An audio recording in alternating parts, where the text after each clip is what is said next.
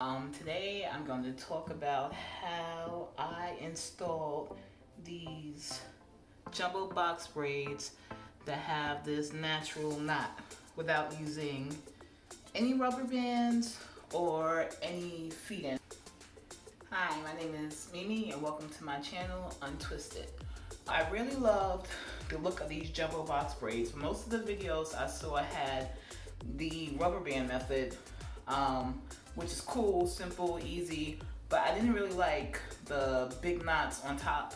And I had never done feed-in braids before, and I didn't want to try that method on braids these big because there are so many ways you can mess it up, and because these braids are so large, you can see it on a big scale. So I came up with this technique that's beginner friendly to install these jumbo box braids where you get these kind of natural looking knots. I've had these in for about a week and a half, and my goal was to get at least 2 weeks out of it. So I'm well on my way to doing that.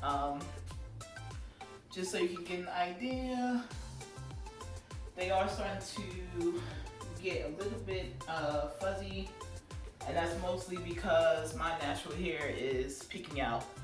So if you want to learn more about the natural knot method that I use to install these braids, keep watching. Okay, so I'm almost done with my hair. These are the last 3 braids I have left. So I had pre-parted my hair all around, and I'm just going to undo the section. I'm adding a little bit of moisturizing cream to my hair and working it through, detangling it a bit.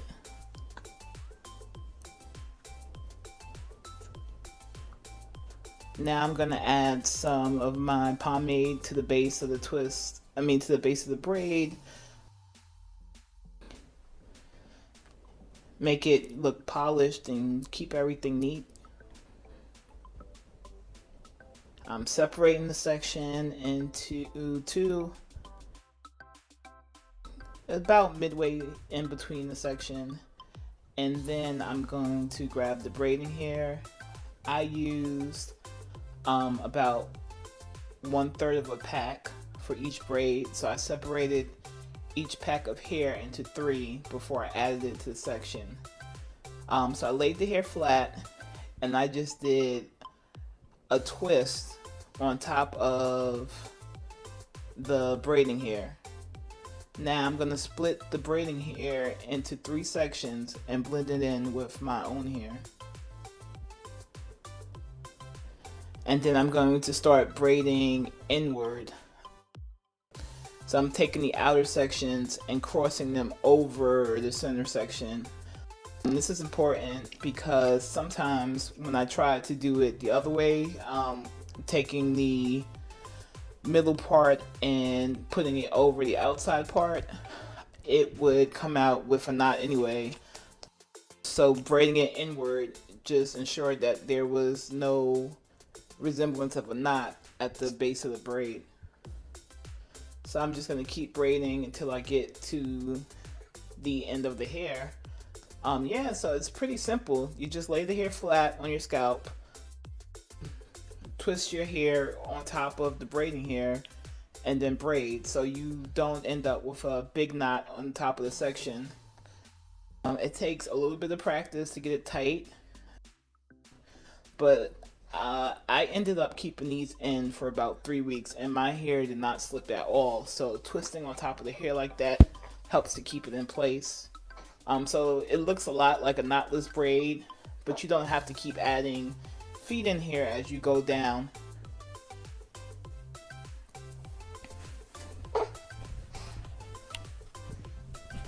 And as I braid down the length of my hair, I try to make sure I don't borrow from any of the sections. I try to keep the 3 sections separate until I get to the end. Once you get to the end, you kind of sort of have to borrow hair, but you try to make it even in the beginning and just keep braiding without sharing hair between the sections. You'll get a very neat braid. lengths, I'm going to go to the next section and do the same thing. I am taking the braid out to start that section, detangling it. I'm going to apply some pomade at the base.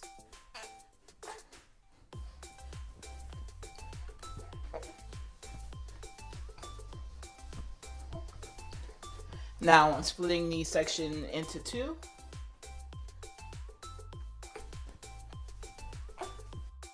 I'm grabbing some of the braiding here.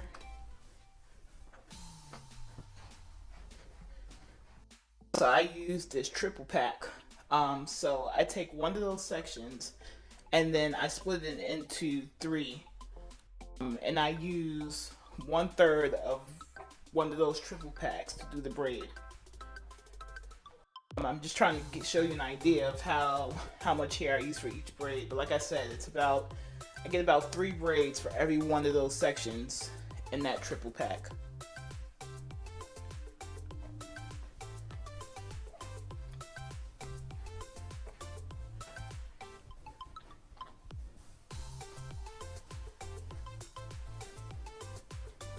Again, I laid the braiding hair flat on my scalp. And then I'm just gonna take the two pieces of sections of hair, twist them to kind of anchor that hair to my scalp. And now I'm gonna switch that braiding hair into 3 sections and try to kind of tuck my natural hair underneath, because this braiding hair is a lot straighter than the natural texture of my hair. So I'm just trying to cover it as much as I can. And now I'm going to start my braid inwards. So I'm going to take the outside sections and cross them over the middle sections, so that I avoid getting a knot at the top. And again, I'm going to go down the length of the braid, and I really take some time to try to get the 3 sections even up top, because I really don't like sharing hair between the braids, between the 3 strands as I go down the braids, because the braid just doesn't turn out as neat.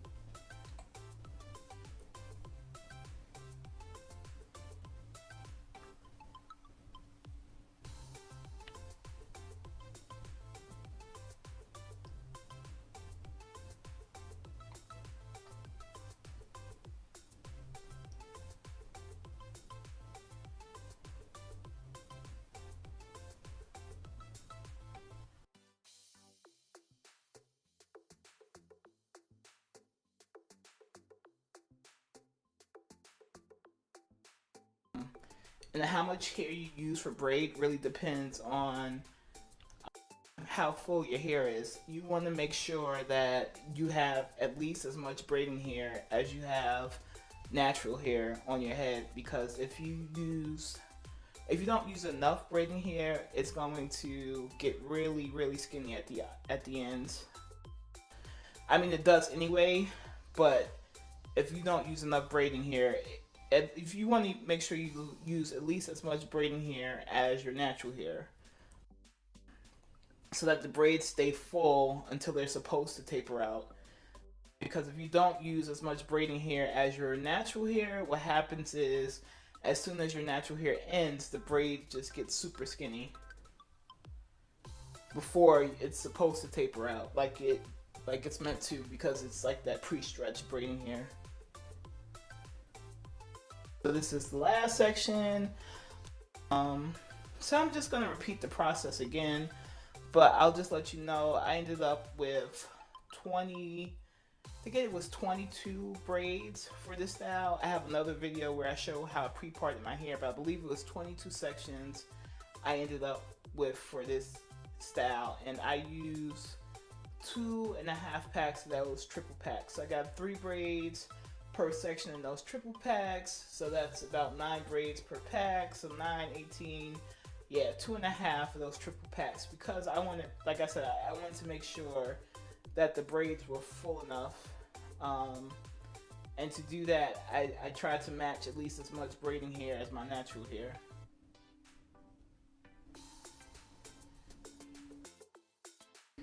Even with using 1/3 of the pack per braid, there was like little to no tension at the root.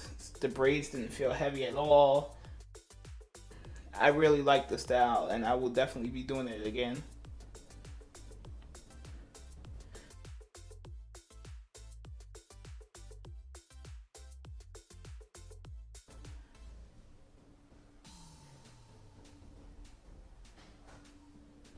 And now section it into 3 sections.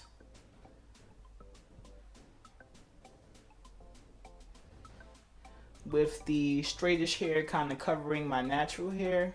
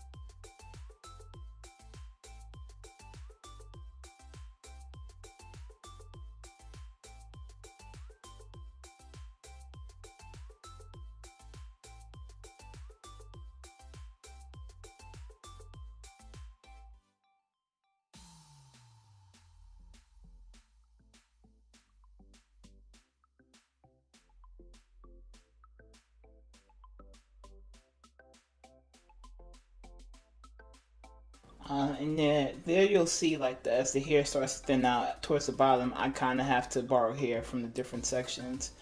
And eventually I started doing this on purpose because it helps the ends of the braids from coming unravel. When you share hair between sections, it kind of knots it and creates a stronger, and makes the braid set better.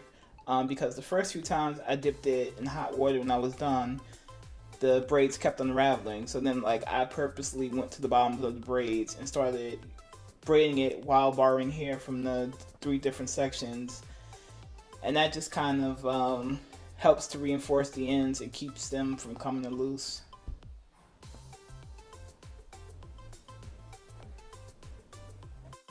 So this was the finished style before I dipped it into hot water and added accessories.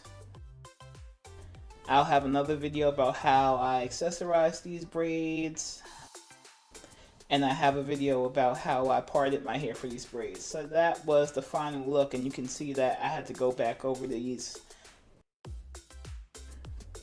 braid them until the end, but I like them, and I did not go over it with the scissor to cut away flyaways because they weren't that noticeable to me. I just ended up putting a little bit of mousse on them. The way I parted my hair, you could really wear these braids with like a center part, or you could wear it to the right side or the left side. So I really like the way these braids came out.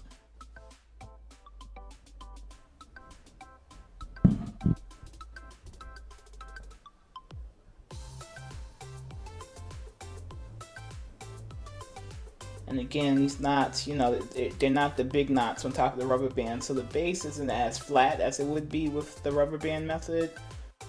That's kind of what I wanted. I mean, because if you tried to braid your own hair, you would never be able to get it as flat as you do with the rubber band method. So this looks just a little bit more natural to me. So instead of using the scissors to cut away flyaways, I'm just going to take the mousse and do it over my hair and tame them down a little bit. And I would do this like every couple of days while I have the braids in to smooth down the flyaways and to help, lay my natural hair flat when it started to peek out. This is an alcohol-free moisturizing mousse, so that way it doesn't dry my natural hair underneath out. I have a video of me taking down these braids, and when I took them down, my hair was still in really good shape. It was very moisturized, and I experienced very little breakage.